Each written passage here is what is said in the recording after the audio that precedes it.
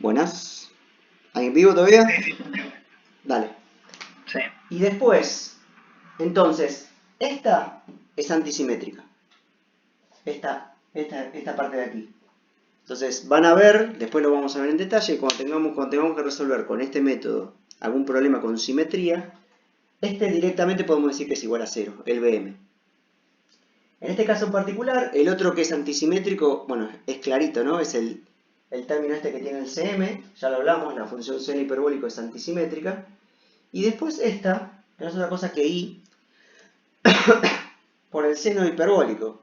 Pero sucede algo parecido, pero al revés de lo que pasaba con el coseno hiperbólico.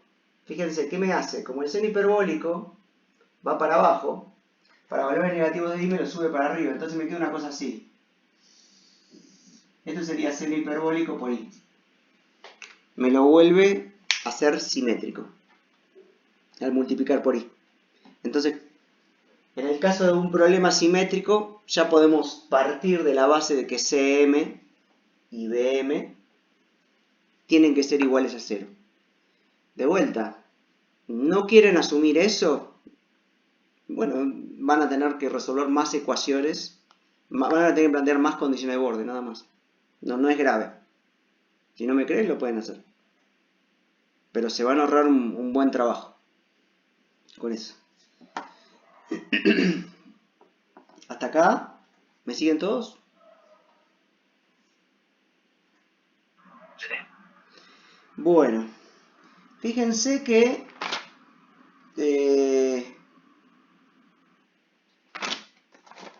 todavía nos falta resolver la parte homogénea. ¿Sí? Entonces, la parte particular. Hasta aquí llegamos sobre el resultado de la parte homogénea, que es esta ecuación de aquí, de vuelta, la que propusimos. Les hablé un poquito sobre el resultado, quizás me adelanté, porque en verdad lo que estamos planteando es ya cuando tenemos la suma de las dos. Pero bueno, cuando llega a esta parte es tentador comentar para qué sirve cada uno, porque si no, no se entiende por qué se divide entre los dos. ¿Ok? Pero eso tómelo por favor con un paréntesis, después seguramente le va a quedar más claro a medida que resolvamos los ejercicios y lo veamos mejor, cada uno de los casos. Pero tómelo como un paréntesis, porque si no queda como descolgado después volverlo a explicar, o si tengo que borrar el pizarrón, me quedo sin las ecuaciones y demás. Entonces, con esto, conociendo cuánto vale IM, vuelvo acá, tengo la solución homogénea. Nos falta la solución particular. Bueno, vamos a resolverla. Para resolver la solución particular, voy a hacer acá una especie de divisor para que no se les mezclen las cosas. Vamos a proponer la siguiente solución. Vamos a decir que el W particular, de vuelta vamos a hacer una sumatoria, es decir, la sumatoria de M igual a 1 a infinito de, ahora sí, una amplitud que vamos a llamar WM, que es, a diferencia de lo que planteábamos antes, no depende de I. Para cada valor de M tomo un valor y es un único valor. Multiplicado por el seno de pi por M por X sobre A. De vuelta, cumple con las condiciones de borde que les planteamos antes, con lo cual la suma de esta, la particular, y la suma de la homogénea, sigue cumpliendo con las condiciones de borde. No estamos haciendo ningún lío ahí. Como se imaginarán, nosotros tenemos que, recuerden, trabajar sobre esta ecuación diferencial. Entonces, lo que les estoy diciendo es qué estamos proponiendo para resolver esta parte, pero fíjense que tenemos una sumatoria y un seno. ¿Sí? Entonces, de manera análoga a lo que hicimos en la parte anterior, también en este caso tenemos que desarrollar el término de carga, la carga, la tenemos que desarrollar mediante series simples de Fourier.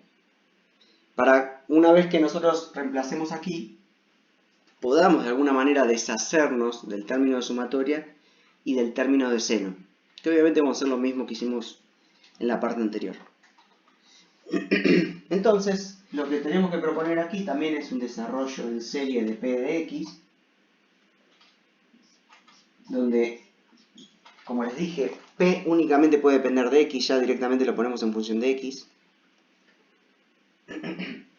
La sumatoria de m igual a 1 a infinito de un término de carga, que vamos a llamar Pm, que es la amplitud que está multiplicada por esos senos,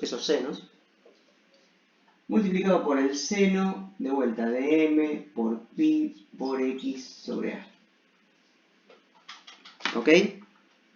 Básicamente desarrollamos de vuelta la función p a partir de series simples. Entonces, si nosotros trabajamos sobre esta ecuación de aquí, si el bilaplaciano de la solución particular es igual a p sobre d, utilizando estas dos expresiones de aquí, lo que nos va a quedar es lo siguiente.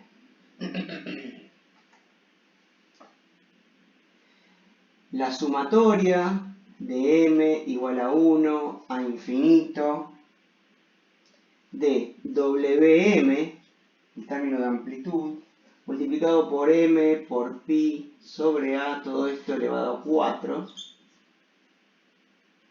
por el seno de m por pi por x sobre a, es igual a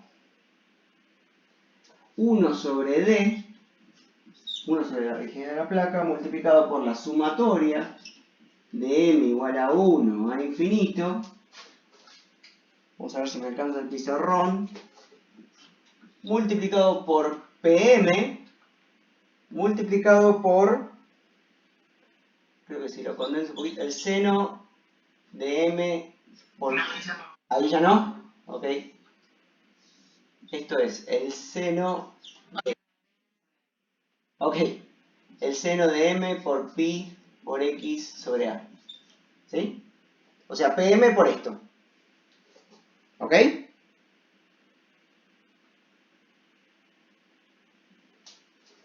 ¿Sí?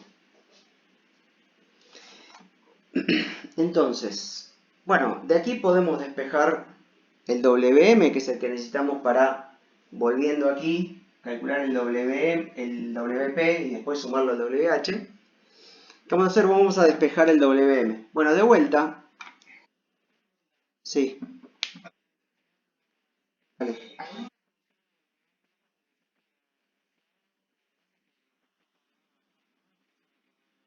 Ah, ok, sí. Salté algunos pasos, pero recuerden que el bilaplaciano no es otra cosa que la derivada cuarta de w con respecto a x 4 veces, más 2 veces la derivada cruzada con respecto a x 2 veces y con respecto a y 2 veces, más la derivada cuarta de w con respecto a y 4 veces. Pero esta función que estamos proponiendo aquí solamente depende de x, exactamente como dijo su compañero. Entonces, de los tres términos del desarrollo bilaplaciano, el único que sobrevive, el único que depende de x es el primero, es decir, la derivada cuarta de w con respecto a x. De nada. Entonces, lo que podemos hacer es, de vuelta, aplicando lo mismo que vimos en la parte anterior, para que se cumpla esta igualdad que tiene la sumatoria, se tiene que cumplir para cada uno de los términos de la sumatoria, por eso, entre comillas, podemos despejar la sumatoria. Y después, obviamente que a ambos lados de la ecuación, a propósito, no es casualidad, nos quedaron con el seno de m por pi por x sobre a. Eso también lo podemos simplificar, con lo cual, si hacen eso y despejan, Wm les va a quedar a sobre m por pi, todo esto elevado a 4, multiplicado por el término de carga Pm sobre la rigidez de la placa D.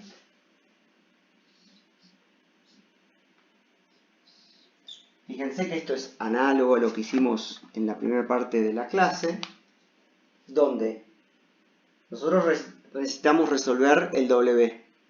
Partimos el W por una cuestión matemática en una solución homogénea y una solución particular. Ahora estamos trabajando sobre la particular.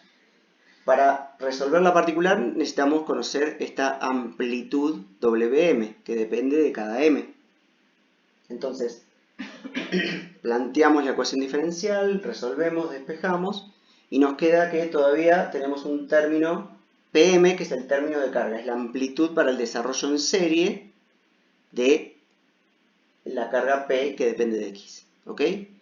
Como se imaginarán, vamos a hacer la misma, el mismo truquito matemático que hicimos antes, aplicando, o sea, haciéndonos uso del principio de ortogonalidad de seno, del seno, para poder despejar cuánto vale PM, ¿sí? En función de la carga.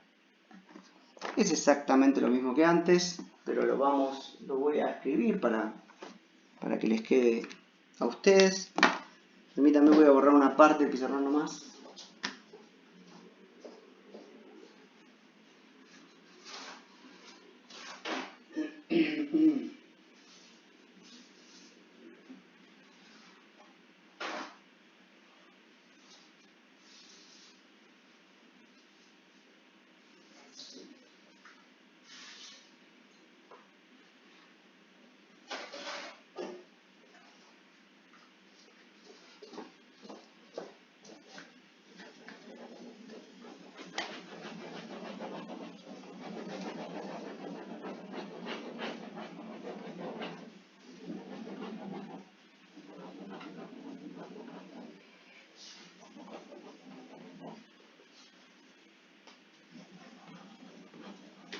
Ahora me acuerdo por qué no usaba el negro, porque enchastra mucho más.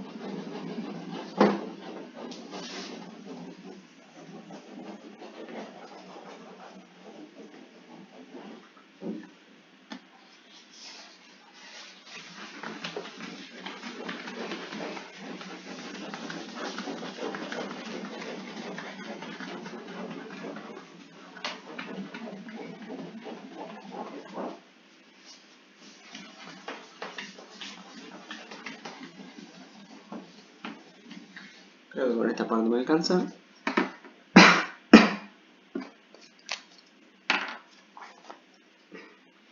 Bueno, hacemos lo mismo que antes, ¿sí? De vuelta, no tiene ningún tipo de sentido físico, es una cuenta, un truquito matemático que hacemos para poder despejar esa amplitud de carga PM.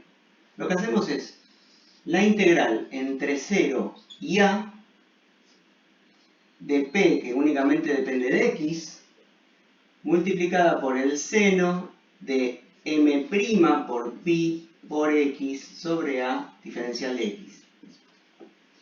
Entonces, van a ver que esto es igual a la sumatoria de M igual a 1 hasta infinito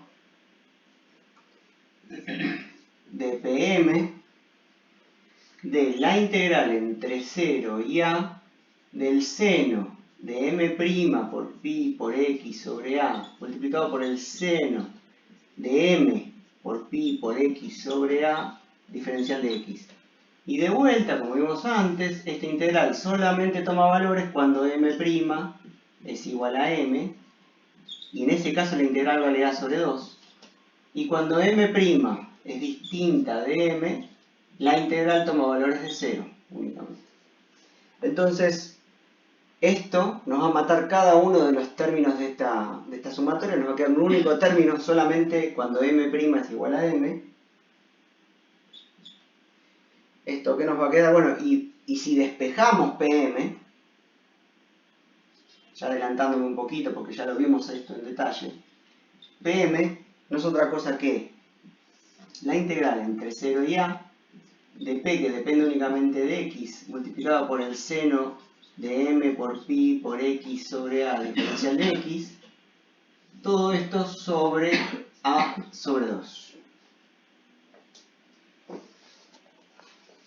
¿Ok? Fui un poquito más rápido, pero esto ya lo vimos bastante más detallado para la parte de series dobles. Entonces, sin perder el foco a lo que estamos haciendo, ustedes tienen una carga que depende únicamente de X, la introducen dentro de esta ecuación, resuelven la integral, la dividen por a sobre 2 y tienen para cada valor de m cuánto vale Pm. A partir de conocer Pm, ustedes pueden venir acá y construir nuestro Wm. Una vez que construyen el Wm, lo pueden reemplazar aquí. Entonces tienen una solución particular. Obviamente, como hablamos hace un ratito, la solución de nuestro problema es la suma de la homogénea más la particular. Entonces, en definitiva, nuestro W, que depende de X y que depende de Y, es la suma de la homogénea más la particular, que se escribe como la sumatoria entre de m igual a 1 a infinito de, abro paréntesis, la función im de y, que es esta que nos quedó escrita aquí en el pizarrón, que obviamente que tiene los 4 términos que escribimos antes, lo escribo así para no volver a escribir todo de vuelta, más el Wm, que hablamos un ratito de cómo obtenerlo, todo esto multiplicado por el seno de m por pi por x sobre a.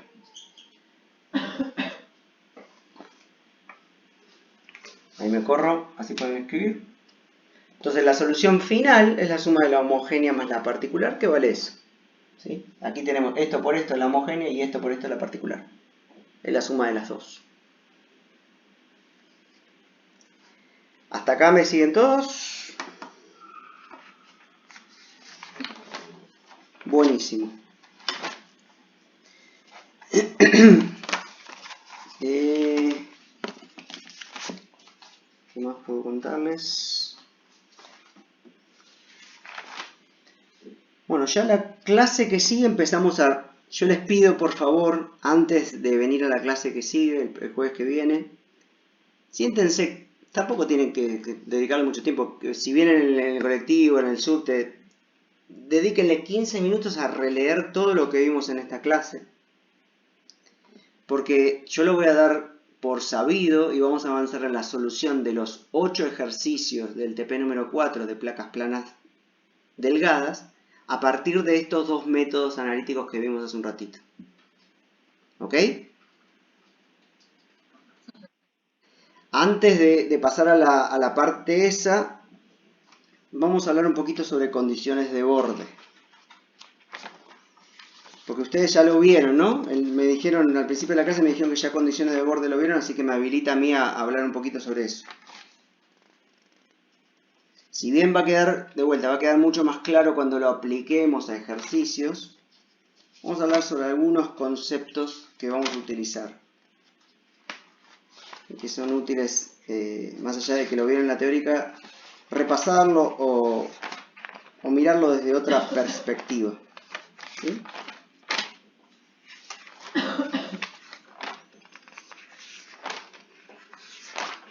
A ver, me tengo que encontrar en mis apuntes eso.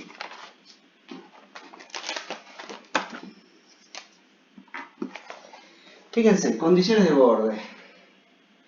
Nosotros básicamente tenemos una condición de borde articulada. Voy a dibujar únicamente un corte, ¿sí?, de la placa. Esta sería la condición articulada, donde aquí, expresando de manera genérica para no hablar de X y hablar de Y, vamos a poner un versor N, ¿sí? Y fíjense que esto es genérico porque cuando tenemos nuestra placa rectangular, por ejemplo, imaginemos que aquí está el X y aquí está el Y, este borde de aquí y este borde de aquí, ¿cuánto vale el N? ¿Qué versor es? ¿El X o el Y? Estos dos bordes que dibujé acá. Y, exactamente. Y cuando estamos hablando de este borde y este borde, nuestro versor es X. Pero vamos a escribirlo de manera genérica como un versor normal al apoyo. Entonces, en este caso en particular, cuando tenemos una condición articulada, las condiciones de borde que tenemos que plantear son básicamente que el MN tiene que ser igual a 0 y que el W, aquí el N está un poquito de más, pero vamos a seguir con la nomenclatura, el WN es igual a 0. Entonces, condición de borde donde no tenemos aplicado ningún momento, el mn es igual a 0. Y acá, cuando hablo de mn, imagínense que hablamos, no sé, de este borde de aquí, ¿sí? Este borde que está aquí. Recuerden que en el eje horizontal puse a x y en el eje vertical puse a y. Este borde de aquí es cuando x vale igual a 0, ¿sí? Entonces, ¿aquí qué correspondería decir? Las condiciones de borde para ese borde en particular, ¿qué tendríamos que poner? En esta primera de acá. ¿Qué momento vale 0? ¿El mx o el mi? En x, ¿sí? Recuerden la nomenclatura que vimos, por eso yo la repaso al principio de la clase. El momento en x es el que tracciona y comprime fibras que son paralelas a x. Entonces, en este borde tenemos que hablar de aquí. La condición de borde para este borde, si fuese articulado, sería mx igual a 0. Y acá en este caso es w igual a 0 evaluado en ese borde, ¿sí? En ese caso sería evaluado en x igual a 0 e y tomando cualquier valor, es indistinto. Después tenemos la otra condición de borde que vamos a encontrarnos. Es cuando tenemos un borde empotrado. Vamos a representarlo con ese corte de esta manera. Y de vuelta vamos a hacer uso del versor n para expresarlo de manera genérica. En ese caso, de vuelta el desplazamiento tiene que ser igual a 0. ¿Y qué otra condición se suma? Hagan analogía con lo que recuerdan de vigas. O tienen un empotramiento, ¿cuál es la otra condición de borde que se suma? ¿Qué es 0? Además del desplazamiento. El giro. Pero aquí tenemos una particularidad. Recuerden que estamos en dos dimensiones. Entonces esto sería la derivada de w con respecto a n. ¿Sí? Entonces vamos de vuelta con este borde en particular, el que marqué hace un ratito aquí. El x igual a 0 e y tomando cualquier valor. Bueno, esta de vuelta, la nomenclatura aquí en está medio al cohete. Esta es w igual a 0 para ese borde. Está claro, porque es un borde empotrado, entonces también está restringido el desplazamiento vertical. Y después tenemos que el giro con respecto a n es igual a 0. Yo les pido, esto en ese caso en particular, en ese borde, ¿cuál es la expresión que corresponde colocar? O sea, la derivada primera de w con respecto a x o con respecto a y. Haciendo analogía con lo que acabamos de hablar hace un ratito acá. A x, ¿sí? O sea, el giro con respecto a x para este borde tiene que ser igual a 0. Y para que no se confundan, si estuviésemos hablando de este borde de aquí, este borde que es perpendicular a y, en ese caso sería w igual a 0 y la derivada primera de w con respecto a y igual a 0. ¿Sí? Vale lo mismo, pero en vez de x vale con y. Bueno, iba a sumar algo más, pero lo comento después. Después tenemos una tercera condición de borde posible, que es cuando tenemos un borde libre, ¿sí? Un borde libre que está representado por este versor n, de la misma manera que antes. En ese caso en particular, ustedes tienen, si no tienen aplicado ningún momento y ningún valor de carga, el mn tiene que ser igual a 0. Y cuando hablaban de vigas trabajando a flexión, ¿sí? Olvídense de cargas axiales. ¿Qué dos condiciones planteaban en ese borde libre? Obviamente, y no tenían cargas aplicadas, ¿no? Momento igual a 0, ¿y cuál otra? Corte igual a 0. Pero ustedes lo deben haber visto en la teórica, no voy a comentarlo de vuelta. Acá, ¿qué hay que poner? ¿Se acuerdan?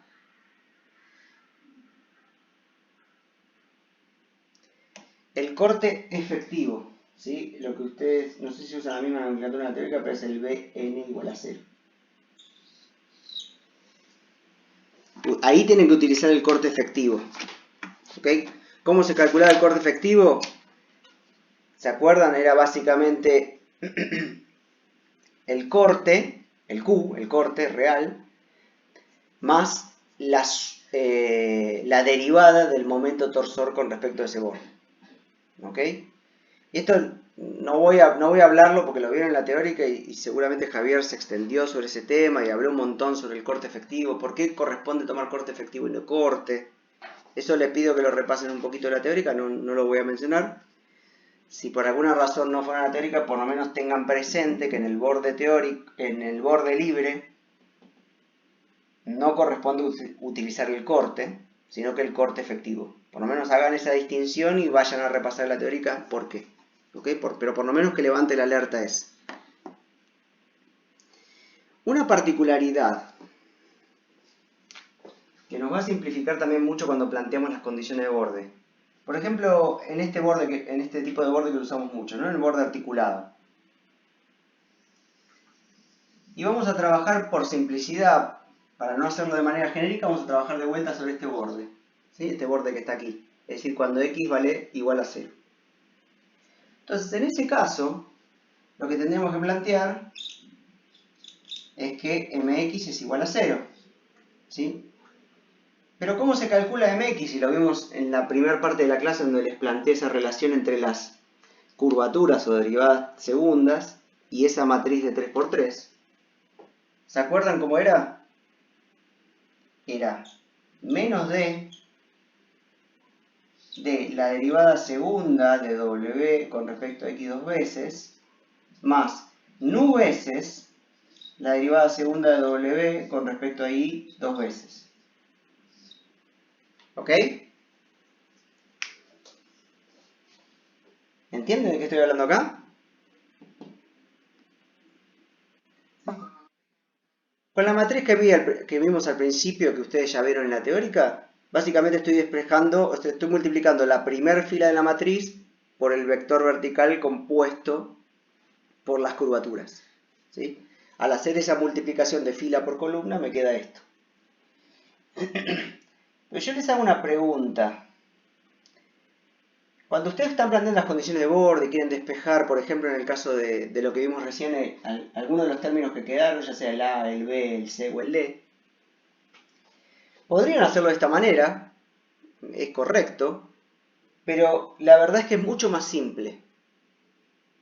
O sea, esta expresión que está aquí, o esta condición de borde, es equivalente a decir otra cosa. ¿Alguno lo ve? Obviamente que se les voy a comentar por qué, pero si alguno lo ve, buenísimo.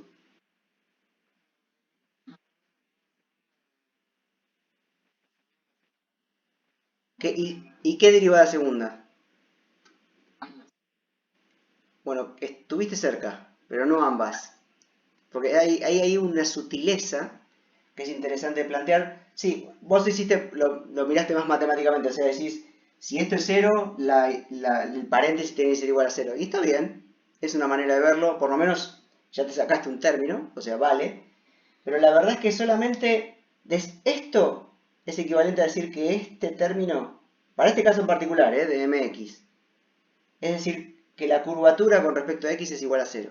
Es exactamente lo mismo. Y les comento por qué. Porque esta curvatura, w, o sea, la derivada segunda de w con respecto a x, sobre este borde, ya es por definición 0. Porque fíjense, o sea, y lo pueden ver de dos maneras. Lo pueden ver matemáticamente. Fíjense que w, voy a hacer un poquito más grande ese dibujo para ayudar a entender. Aquí tenemos el eje X, aquí tenemos el eje Y. Y recuerden que estamos hablando de este borde y lo estamos suponiendo articulado y estamos planteando estas dos condiciones de borde. Y estamos trabajando sobre esta. Que en ese caso en particular sería equivalente a decir que mx es igual a 0 para este borde. Y mx se calcula con esta ecuación de aquí. Pero fíjense, w, por otro lado, w, cuando nos movemos sobre este borde, o sea, cuando nos movemos en distintos valores de y, ¿cuánto vale w? Cuando ustedes se mueven en y, ¿cuánto vale? Cuando se mueven sobre este borde. Exactamente, ¿sí? Por la definición del borde, w en este punto, en este punto, en este punto, o sea, cualquiera de los puntos del borde tiene que ser igual a 0. Pues es un borde articulado, entonces W en todos estos puntos tiene que ser igual a 0. Entonces, si W vale 0, cuando nos movemos en I, es lo mismo, o sea, piénsenlo matemáticamente, se los hice súper simplificado, pero piénsenlo matemáticamente, es lo mismo que decir que la derivada primera de W con respecto a I es igual a 0. Y si la derivada primera de W con respecto a I es igual a 0, la derivada segunda de W con respecto a I es igual a 0. O sea, cuando se mueven sobre el borde, es redundante plantear esta parte de aquí, no es necesario. O sea, es correcto, pero ya saben ustedes, si se pueden ahorrar ese paso, de sumarlo, porque saben que ya cumple que es igual a 0. Entonces, esta condición de borde aquí, si bien esto es riguroso y está bien, es equivalente a decir que W con respecto a X dos veces es igual a 0. Esto es equivalente. ¿Lo ven?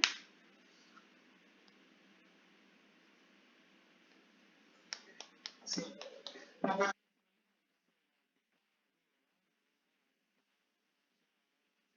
No, en el borde libre no lo puedes decir. En el borde libre vas a tener que plantearla completa. Por eso yo planteé esto en este caso en particular. Y traté de decirles, esto que estoy diciendo vale para esto. También va a valer para el empotrado, pero para el libre no. Es correcto lo que vos decís, porque en el borde libre justamente no tenemos ninguna limitación sobre W. Entonces puede tomar curvatura, puede tomar giro en el borde libre.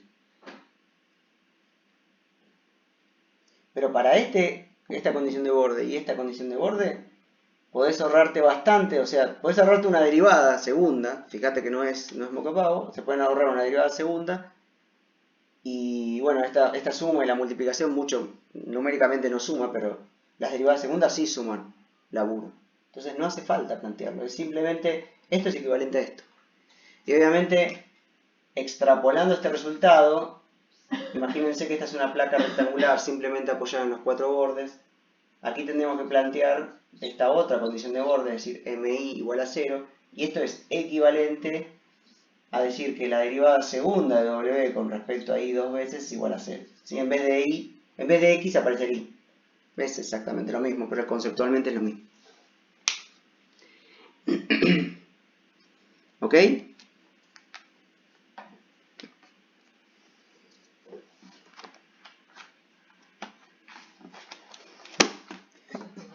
Perfecto. Entonces, ya hablamos de condiciones de borde.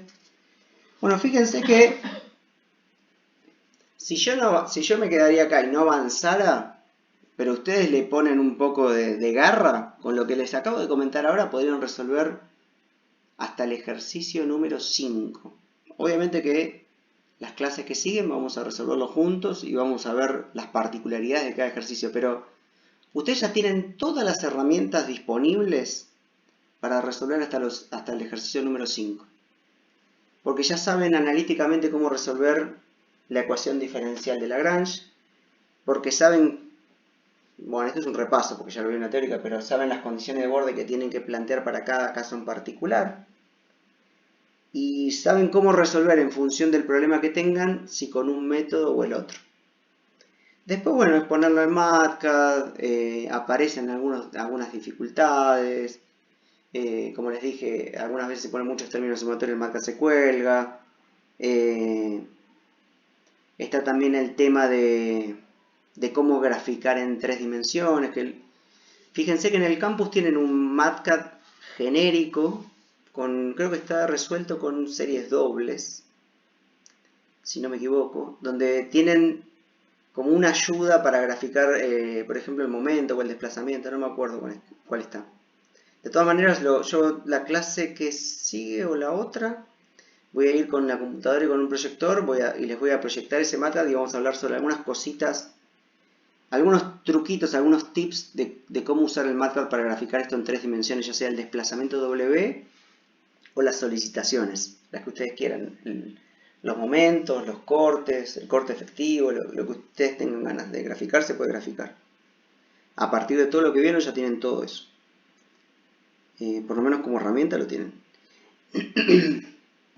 ¿Qué más?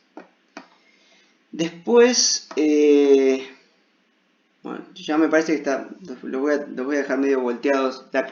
Cuando lleve el proyector a la clase, les voy a mostrar como plus, porque no entra dentro de ninguno de los ejercicios que vamos a resolver.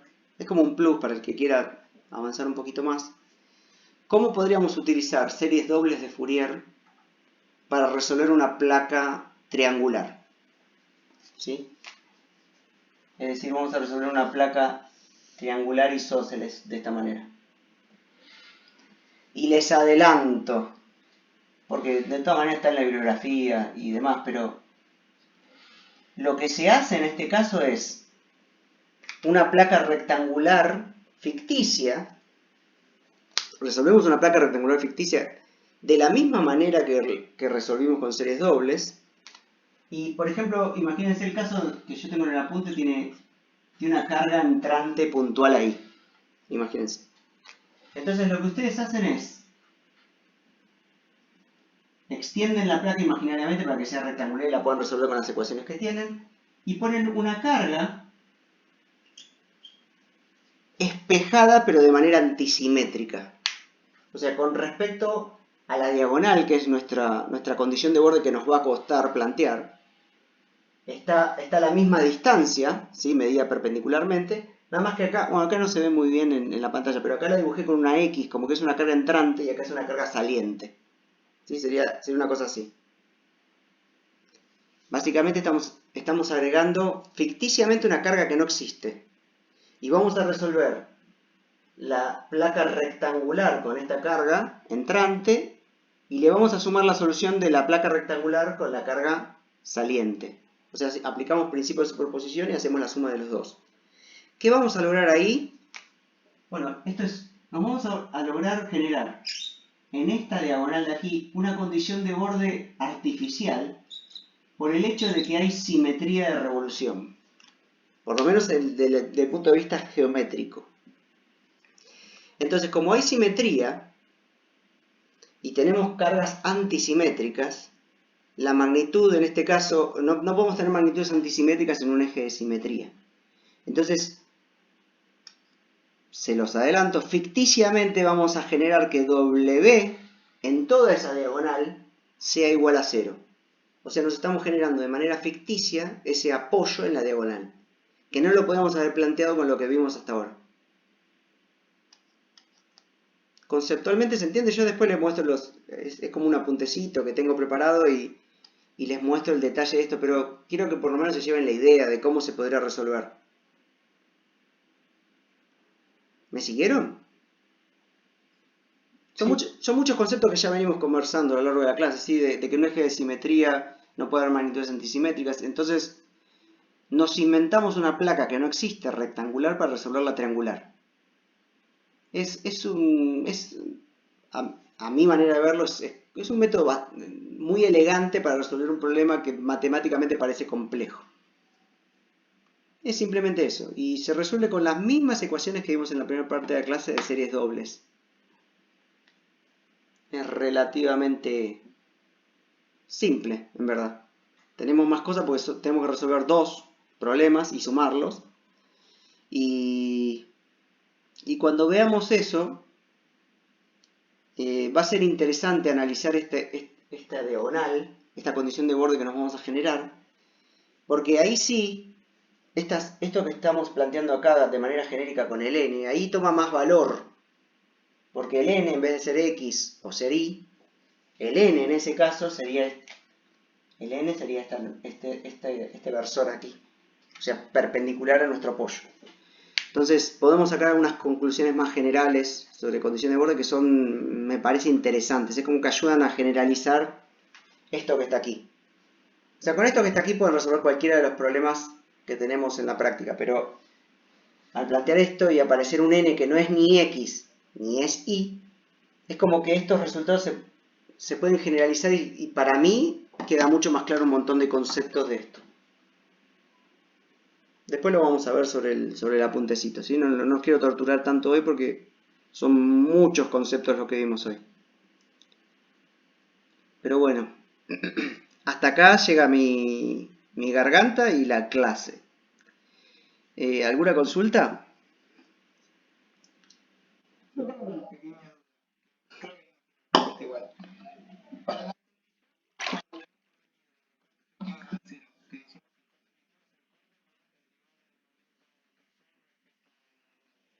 Mm.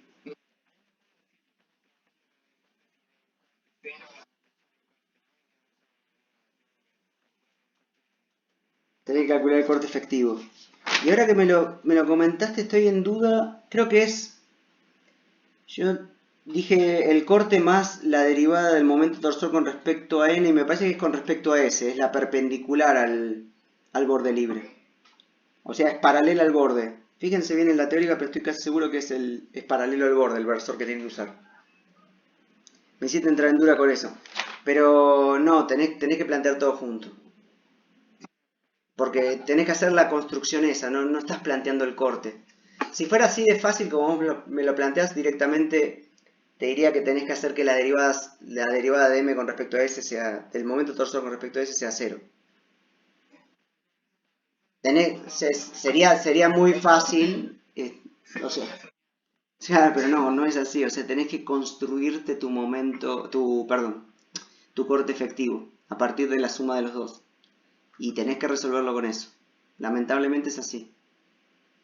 No puedes aplicar una simplificación ahí. No es parecido a esto que hablábamos. No tiene algún atajo. Nada. ¿Alguna otra pregunta?